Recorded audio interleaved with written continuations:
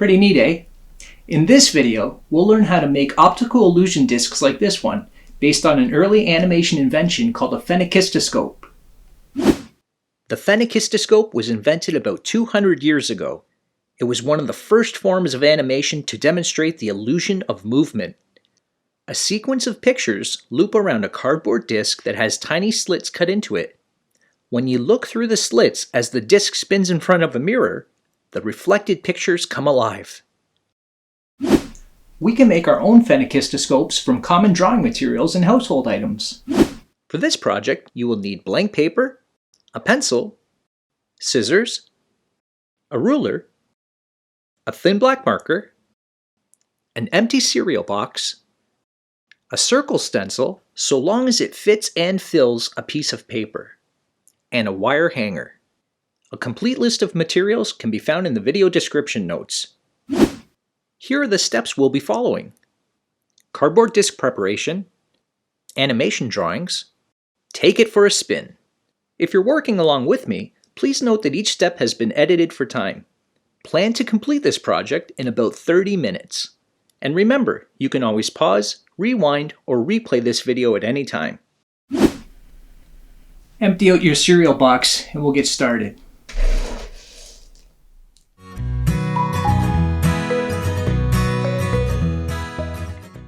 Open both ends of your empty cereal box. Cut out one of the largest sides to create a cardboard sheet. Any cardboard packaging of similar size and thickness will do, so long as the inside face has no printing. Place your circle stencil over the cardboard sheet. Using a pencil, trace a circle onto the cardboard.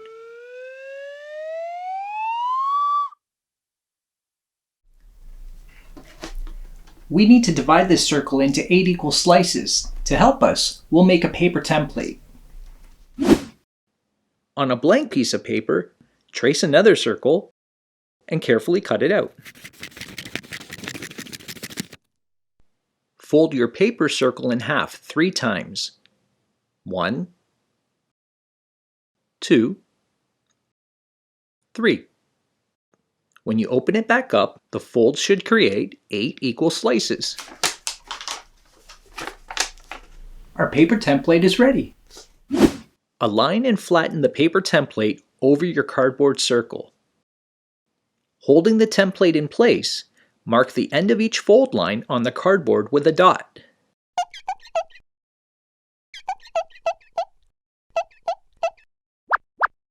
Number the dots at both ends of each fold line with a matching digit. 1, 1, 2, 2, 3, 3, 4, 4. Using a ruler, draw a line to connect each pair of matching dots. The lines should all intersect near the center of your circle. It's okay if they're off a little bit. Our circle now has 8 equal slices. Each viewing slit will be half the length from the edge of your circle to its center. Measure and mark the length of all 8 slits.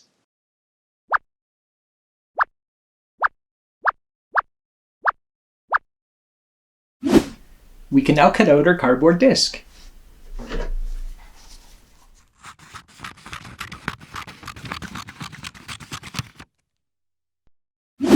For the viewing slits, carefully cut each one no wider than the thickness of a pencil.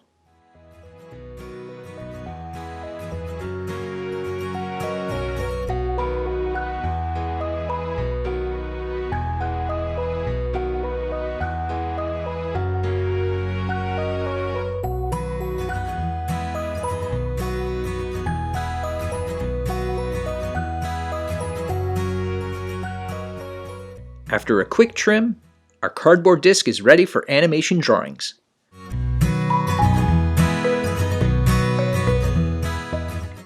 If you recall from our warm-up video, animations that repeat the same action over and over are called cycles. Roll and flip animations are examples of cycles made of 2 drawings. While fun and easy to make, their movements are limited and tend to look choppy. Our phenakistoscopes will be cycles that have 8 drawings, or frames. As the disc spins, we'll see more frames per second, which will help us create smoother movement. With a pencil, lightly number each frame on your cardboard disc, clockwise from 1 to 8.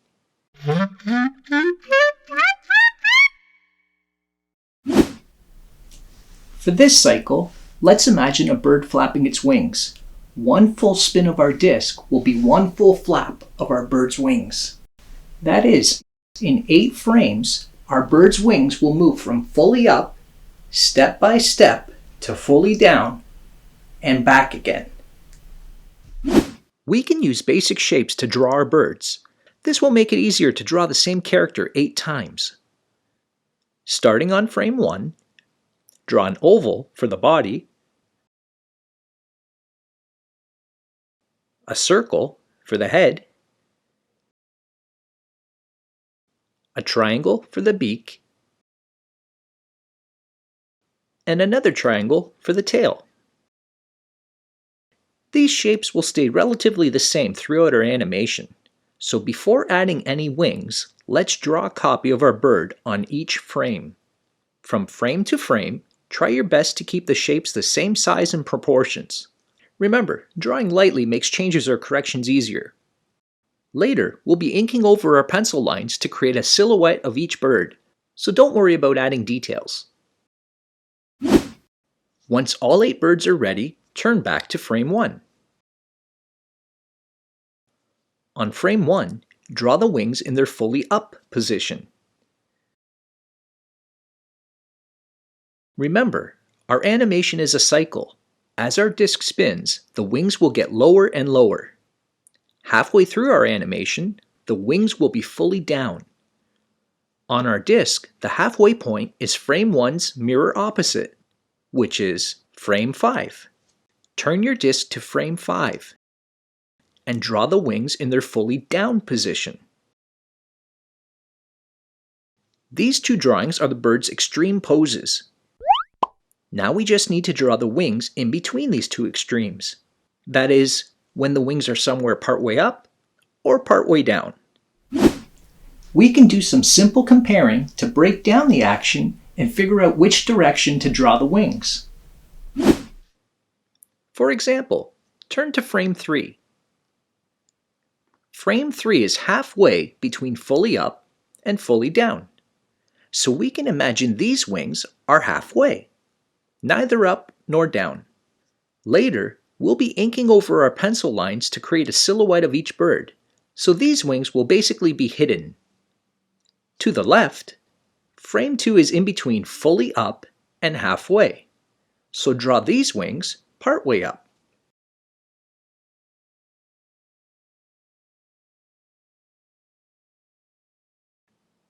And to the right, frame 4 is in between halfway and fully down, so draw these wings partway down.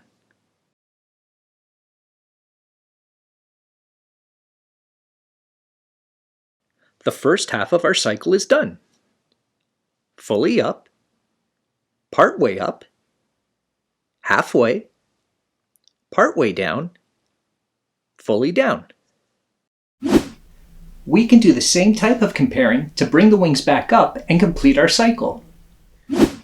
Try completing the second half on your own. Pause the video, then continue playing to proceed.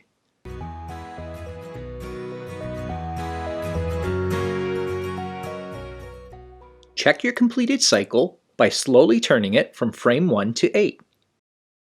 If all looks good, we can put on the finishing touches.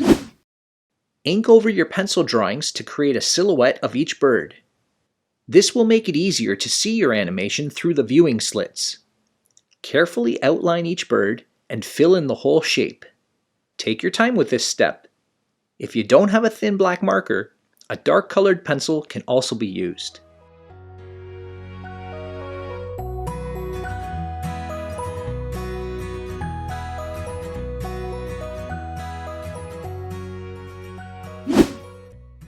With all 8 silhouettes completed, it's time to take our animation for a spin.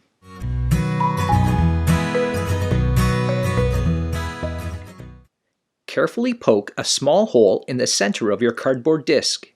Using a thumbtack or nail may be helpful. If needed, please ask for help and/or permission. Like a wheel, our disc needs an axle to rotate around.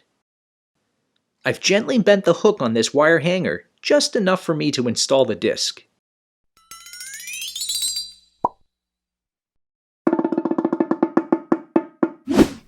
To view your animation, hold your phenakistoscope up to a mirror, give the disc a spin, and look through the slits at the reflected pictures.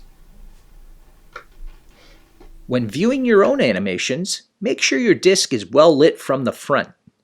A lighted bathroom mirror is ideal.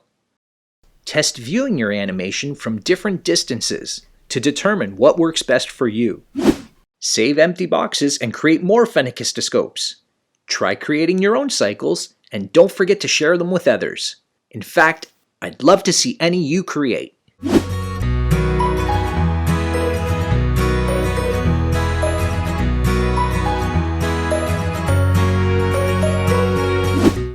Bye for now, and have fun animating.